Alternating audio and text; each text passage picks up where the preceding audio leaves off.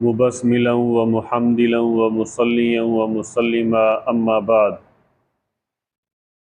قربانی حقیقت میں انسان کی جان کا بدل ہے اور بیٹے کے ذبح کرنے کے قائم مقام ہے، تو اس لیے اس عظیم الشان عمل کے لیے جانور کے متعلق کچھ شرائط رکھی گئی ہیں۔ اگر وہ پائی جائیں گی تو یہ عمل مقبول ہوگا، اگر وہ نہ پائی جائیں گی تو اس عمل کو اللہ تعالیٰ کی بارگاہ میں شرف قبولیت حاصل نہیں ہوگا۔ تو لہذا ایسے جانوروں کا ذکر کیا جاتا ہے جن جانوروں کی قربانی کرنا جائز نہیں ہے۔ اتنا مریل جانور کہ جس کی ہڈیوں میں گودا نہ ہو، اس کی قربانی کرنا جائز نہیں ہے۔ اسی طرح لنگڑا جانور جو چوتھے پاؤں پر وزن دے کر نہیں چل سکتا، اس کی قربانی جائز نہیں ہے۔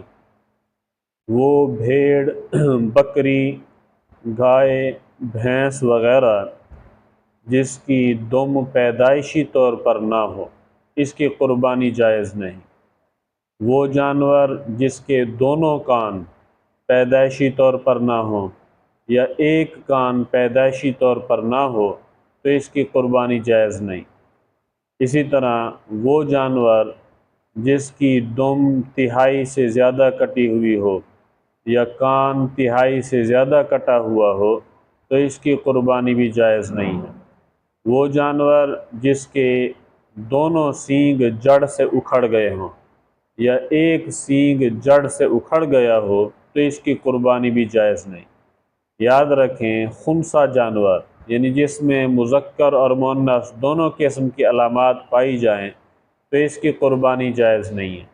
ہرن کی قربانی جائز نہیں ہے۔ اسی طرح جنگلی گائے کی قربانی بھی جائز نہیں ہے۔ دعا ہے اللہ تعالی ہمیں فہم دین اور عمل دین نصیب فرمائے۔ وما علینا الا البلاغ المبین۔